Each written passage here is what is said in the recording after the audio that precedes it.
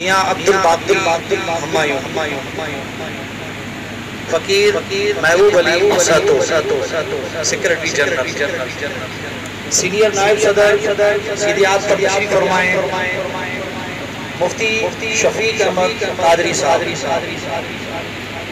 نائب صدر حافظ درمان سیڑو، جو ہے کہ مسلمانوں کی ایک بڑی عید کہلاتا ہے۔ بڑی عید کا مطلب خوشی، عید کا مطلب ہوتا ہے خوشی۔ آقا نامدار صلی اللہ علیہ وسلم کی اس دن آمد ہے اور پوری دنیا میں خوشیاں منائی جا رہی ہیں، اور ہمارے اسلامی جمہوریہ پاکستان میں صرف ماتم۔ کتنے افسوس کی بات ہے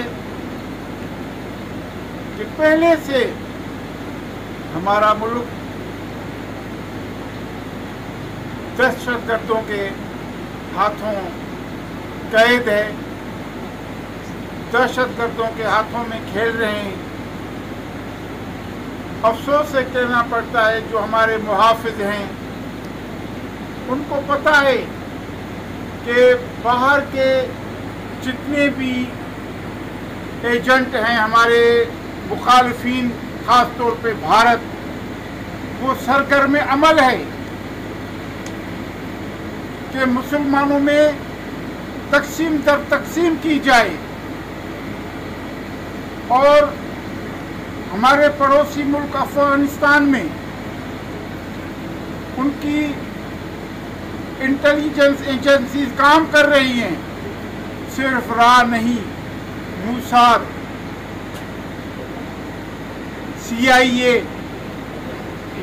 اور بھی کئی ممالک کی ایجنسیز جو مسلمانوں کے خلاف کام کر رہی ہیں، پاکستان کے سالمیت کے خلاف کام کر رہی ہیں۔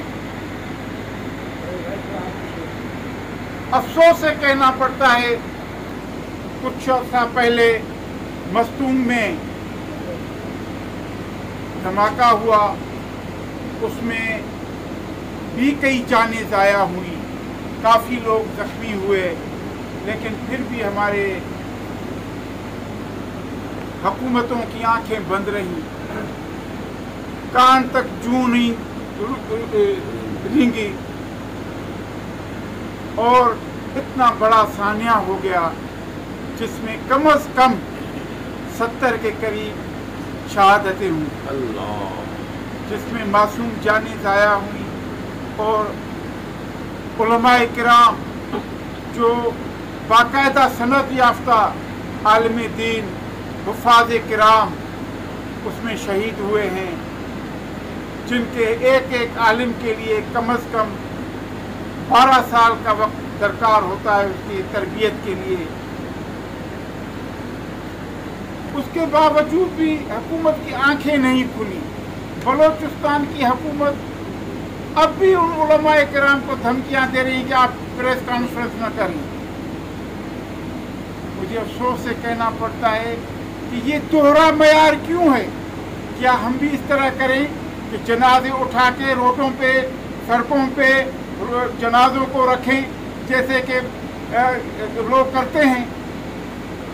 8-10 دن جنازے رکھے ہوتے ہیں، جب سارے حکومت والے آتے ہیں جو ان کے مطالبات ہیں منظور ہوتے ہیں، اس کے بعد وہ جنازے دفناتے ہیں۔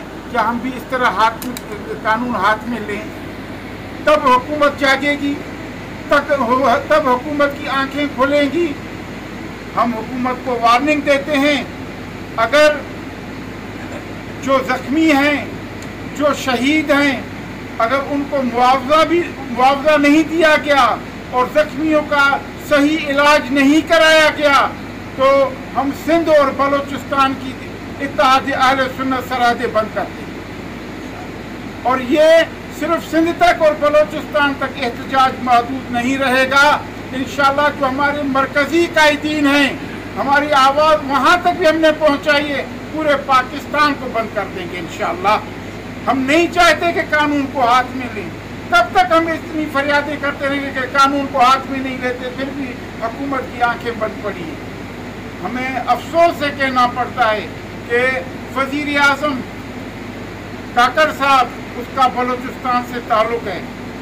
افسوس ہے کہ ابھی تک انہوں نے کوئی تعزیت نہیں کی، کوئی ان کی شہداء کے ساتھ تعزیت نہیں کی، کوئی ہمدردی نہیں کی. یعنی اس کو پتہ ہی نہیں ہے کہ وہ بلوچستان میں یہ دھماکہ ہوا ہے. میں آرمی چیف کو خراج تحسین پیش کرتا ہوں کہ انہوں نے بر وقت اقدام کیا اور وہ خود کل تشریف لے آئے اور ہسپتال میں زخمیوں سے عیادت کی اور لواحقین شہداء کے لواحقین سے تعزیت کی اور ہمدردی کی. ہماری امیدیں پاکستان کی جو مسلح افواج کے سربراہ ہیں اس میں ہیں. باقی یہ حکومت کے ٹٹوؤں میں ہماری کوئی امید نہیں ہے. ہم امید کرتے ہیں کہ انشاءاللہ تعالیٰ ان شہداء کی، ان زخمیوں کی داد رسی کریں گے اور قاتلوں کو گرفتار کرنے میں کوئی بھی کسر نہیں چھوڑیں گے. امید کرتے ہیں کہ اس میں دلچسپی لیں گے اور پاکستان کو بڑی تباہی سے بچائیں گے، فرقہ واریت سے بچائیں گے. وما علینا الا البلاغ. نمائندہ وفد اسی ہفتے مستوں روانہ ہوگا. مفتی منیب الرحمان اور ہمارے اکابرین جتنے بھی مشائخ علماء ہیں ان کے قیادت میں، اور یہ فقیر بھی ان کے ساتھ ہوں گے. اتحاد اہل سنت کے صوبائی قائدین کی حیثیت سے وہاں باتیں ہوں گی. انشاءاللہ اگر ہم مطمئن نہیں ہوئے تو انشاءاللہ تعالیٰ اسی ہفتے ہم کال دیں گے. ماضی میں سانحہ نشتر پاک اور ایسے بے شمار ہمارے پاس ہیں جہاں پہ ہم لوگوں نے آ کے قائدین کے جنازے اٹھائے، مگر آج تک رزلٹ نہیں نکلا. کتنی امید ہے آپ کو کہ اس میں سے رزلٹ نکلے گا آپ کا؟ ہمارا کیا رزلٹ نکلے گا؟ یہاں پہ سابقہ وزیر اعظم دھماکے میں شہید ہو گئی، اس کا کوئی آج تک ان کی حکومتیں ہیں، وہ کچھ اپنی حکومتوں میں رزلٹ نہیں نکال سکتے. ہم تو حکومتوں میں بھی نہیں، ہم تو بے بس ہیں.